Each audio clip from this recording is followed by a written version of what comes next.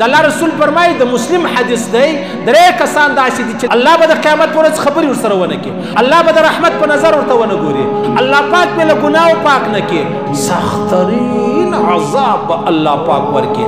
هغه څوک دی؟ هغه سړی دی په دې درو کې یو هغه دی چې هغه پر چا احسان وکړي او بیا پر دا احسان باندې بیا احسان ما ستا سره دونه ښه کړی دی، ما ستا سره دومره احسان کړی دی. خاص کر دا زموږ د ژوند لویه حصه ده. د چا سره دې احسان وکړي؟ د الله رسول فرمایي د الله رویه درته ونیو بیا ښه ورسره وکړه، پروا نه لري. د الله رویه درته ونیوی چې ما ته پناه راکړه پناه ورکړه، او چې ته احسان ورسره وکړې د ده سره، تا زما سره احسان وکړي، نو پر ما ضروري ده لازمي ده زه به ستا شکریه ادا کوم. د الله رسول فرمایي کوم سړی چې د بنده شکریه نسي ادا کولی هغه د الله شکریه هم نسي ادا کولی، د الله شکریه نسي. پیغمبر علیه الصلاة والسلام ډېر شکرګزار و، ډېر شکرګزاره. یو وخت دا بخاري حدیث دی، کښېنه ورو دلته کښېنه مه راځغله ورا پر طبیعت را روان یاست.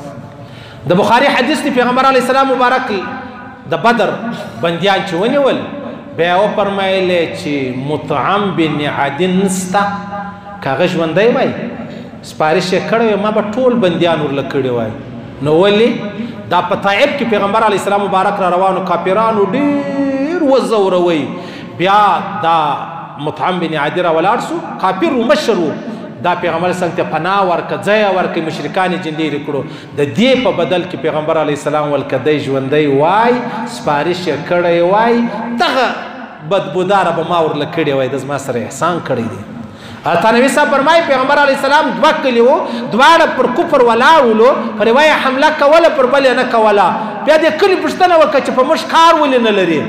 بیا پیغمبر علیه السلام څه پوښتنه وشوه دا خو دواړه یو کلی دی، دغه نیم موږ په مخه دي دا بل نه.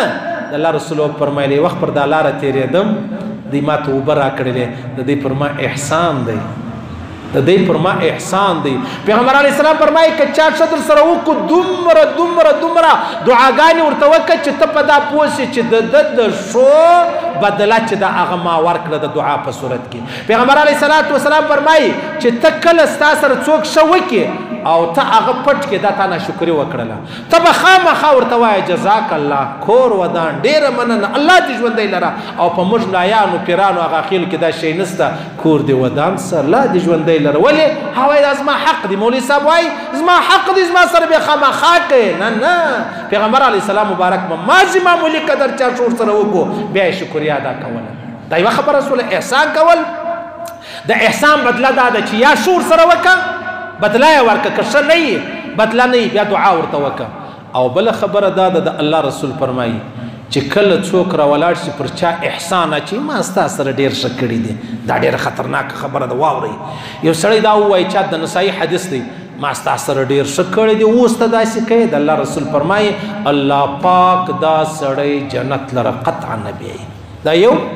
بل خبره دا د پیغمبر علیه الصلاة والسلام فرمایي که یو سړی را ولاړ سولو پر چا احسان واچوي، د الله رسول فرمایي د مسلم حدیث دی درې کسان داسې دي چې لا یکلمهم الله، الله به د قیامت پر ورځ خبرې ورسره ونه کړي، ولا ينظر الیهم، الله به د رحمت په نظر ورته ونه ګوري، ولا یزکیهم، الله پاک به له ګناهو پاک نه کړي، ولهم عذاب علیم، سخترین عذاب الله پاک ورکړي. هغه څوک دی؟ هغه سړی دی په دې درو کې یو هغه دی چې هغه پر چا احسان وکړي او بیا پر دا احسان باندې بیا احسان ما ستا سره دونه ښه کړي دي، ما ستا سره دومره احسان کړی دی. خاص کر دا زموږ د ژوند لویه حصه ده. یاره دا خو ما را لوی کوي، یاره دا خو ما ساتئ، خاص کر زنانې دومره ښه موږ کړي دي، هغه ټول ښه خو ولاړو چې ولاړو. د الله رسول فرمایي د قیامت پر ورځ به الله د رحمت په نظر ورته ونه ګوري. د الله رسول فرمایي الله پاک به تا سره خبرې ونه کړي د رحمت خبرې. د الله رسول فرمایي الله پاک به تا له ګناهو پاک نه کړي. ولهم عذاب علیم، لا اضافه دی چې عذاب عظیم و علیم به لا هم ورسره ورکوي. مش خراب کړي کمنه دي خراب کړي. الله فرمایي یا ایها الذین آمنوا لا تبطلوا صدقاتکم بالمن والاذى. تاسو څه مکوئ؟ تاسو چا سره شو وکړلو دا خپل صدقه د الله په دربار کې بیا په احسان مخ خرابوه. ما ستا سره دومره ښه کړي دي. حضرت علي کرم الله وجهه عجبه خبره کړې ده، ول چې د چا سره احسان وکې یاده وایم ما ستا سره داسې ښه کړي دي، او چې د چا سره احسان سوی دی هغه دې یېروي نه. ما ستا سره احسان وکړي زه به یادوم نه چې ما ستا سره دا کړي دي او ته یېروم یعنی دا ډیره خطرناکه خبره ده چې کم سړی احسان پر چا اچي. د الله رسول فرمایي دا جنت لر نشي تللی. د الله رسول فرمایي چې کم سړی پر چا احسان اچي ما دا کړي دي، د دې سره الله پاک د قیامت پر ورځ د رحمت خبرې نه کوي، دا د ګناه څخه بیا پاک نه کوي او د مسلم حدیث دی سخت ترین عذاب ورکي. الله دې موږ سړی کې عزیزان، الله دې موږ ته هغه دین او اسلام را نصیب کړي چې الله او رسول امر کړی دی. الله پاک دې موږ داسې جوړ کړي چې څنګه الله او رسول غوښتي، او که برای نام خبرې برای نام خبرې ټول د جهنم وړ او مستحق خبرې دي. الله دې ویل اوریدل قبول منظور وګرځي. الله دې خپل احکامات د جناب نبی کریم مبارک صلی الله علیه وسلم طریقې را نصیب کړي.